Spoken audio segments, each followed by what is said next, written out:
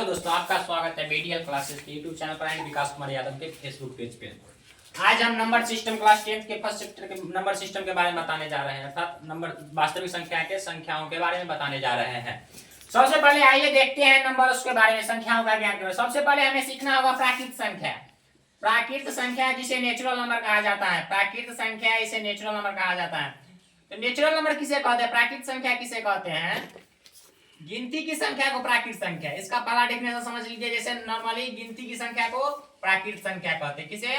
गिनती की संख्या को प्राकृत संख्या कहते हैं। गिनती की संख्या को प्राकृत संख्या कहते हैं। या इसका डेफिनेशन एक और हो सकता है, एक से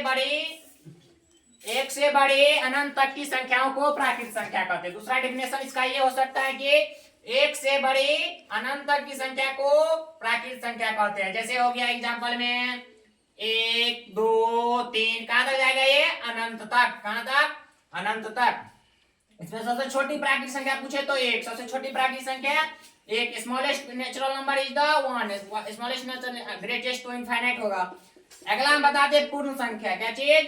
पूर्ण संख्या, जिसे इंग्लिश में होल नंबर कहा जाता है। पूर्ण संख्या जिसे इंग्लिश में होल नंबर कहा जाता है। अगर हम गिनती की संख्या में अर्थात एक दूसरे प्राकृत संख्या में अगर 0 ऐड कर देंगे तो होल नंबर बन जाएगा, अर्थात पूर्ण संख्या बन जाएगा।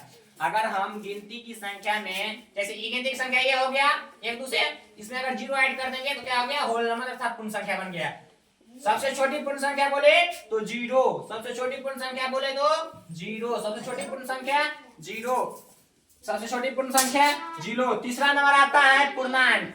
तीसरा नंबर आता है पूर्णांक, जिसे इंग्लिश में इंटीजर कहा जाता है। तीसरा नंबर आता है पूर्णांक, जिसे इंग्लिश में इंटीजर कहा जाता है। इसे डिनोट जेड से किया जाता है। तीसरा नंबर आता है पूर्णांक से।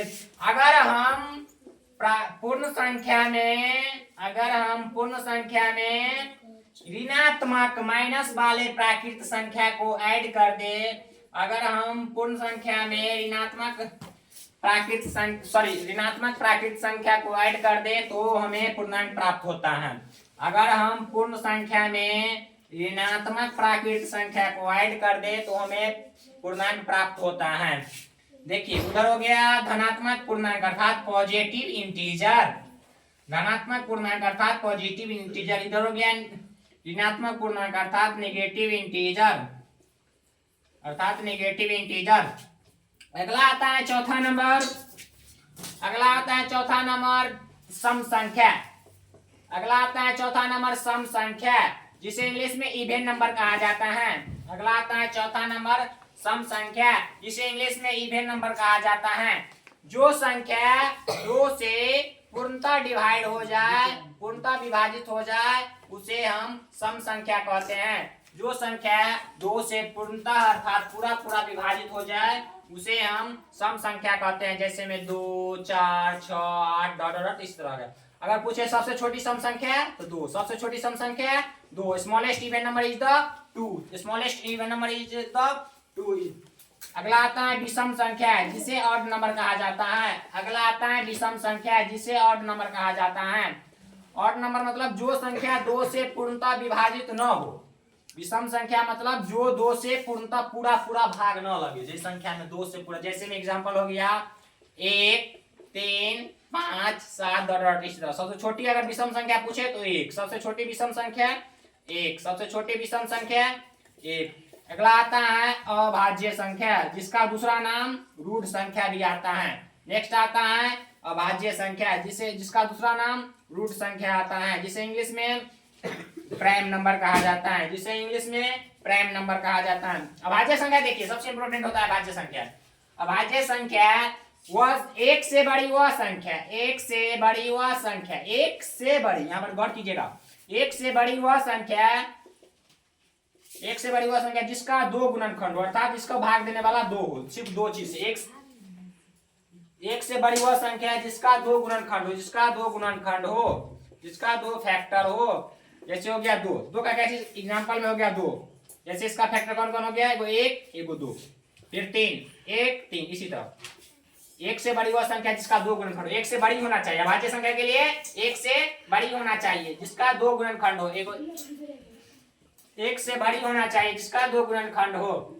जैसे सबसे स्मॉलेस्ट, अगर सबसे छोटी अभाज्य संख्या पूछे, सबसे छोटी प्राइम नंबर पूछे सबसे छोटी अभाज्य संख्या पूछे, सबसे छोटी अभाज्य संख्या पूछे क्या बताइएगा? 2। सबसे छोटी अभाज्य संख्या 2। अगला आता है भाज्य संख्या अर्थात कंपोजिट नंबर।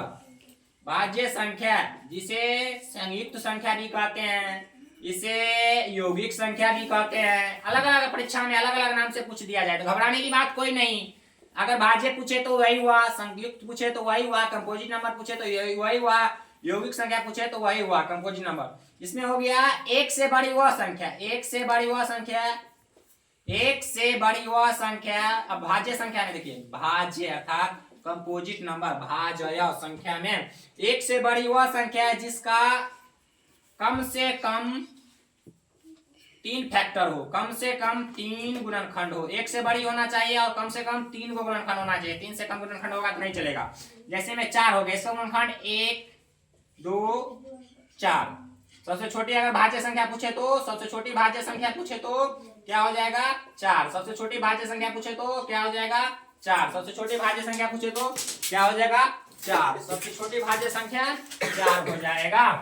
चलिए अब नेक्स्ट हम देखते हैं भाज्य, प्राकृत, पूर्ण, पूर्णांक, सम, विषम, अभाज्य, भाज्य हो गया। अब नेक्स्ट देखते हैं हम परिमेय संख्या। क्या चीज? परिमेय संख्या। नेक्स्ट क्या है? परिमेय संख्या। नेक्स्ट क्या है? परिमेय संख्या अर्थात इसे कहा जाता है रेशनल नंबर। परिमेय संख्या जिसे कहा जाता है रेशनल नंबर। इसका डेफिनेशन हुआ वह संख्या जिसे p/q के फॉर्म में लिखा जाता है, लेकिन यहाँ कंडीशन हुआ q अर्थात denominator does not equal to 0। परिमेय संख्या अर्थात जिसे p/q के फॉर्म में लिखा जाता है, लेकिन डिनोमिनेटर हर 0 नहीं होना चाहिए। यहाँ p/q क्या है? p, q पूर्णांक है। p/q क्या है? पूर्णांक है। और q does not equal to 0 मतलब q नीचे में 0 नहीं आना चाहिए। अगला आता है अपरिमेय संख्या। क्या चीज? अपरिमेय संख्या जिसे p/q के फॉर्म में नहीं लिखा जाता है, जिसे p/q के फॉर्म में नहीं लिखा जाता है। जैसे √3, √5, √7, ये सब आ जाएगा अपरिमेय संख्या। परिमेय संख्या में जैसे आ गया 3/2, √4। अब √4 को कैसे p/q के फॉर्म में लिखेंगे? √4 का वर्गमूल 2 आता है, इसे नीचे में 1 लिख सकते हैं।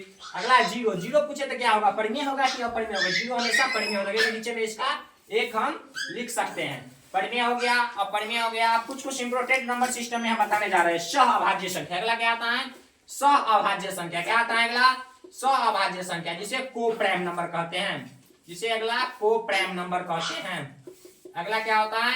को-प्राइम नंबर मतलब वह संख्याओं का ऐसा युग्म जिसका HCF 1 हो। क्या हुआ? संख्याओं का ऐसा युग्म जिसका HCF 1 हो। संख्याओं का ऐसा जोड़ा, संख्याओं का ऐसा युग्म जिसका HCF 1 हो। संख्याओं का ऐसा युग्म जिसका HCF 1 हो, अर्थात जिसका महत्तम 1 हो।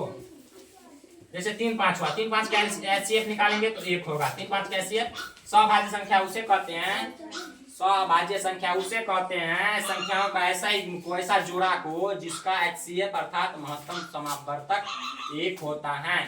Thanks for watching VDL classes YouTube.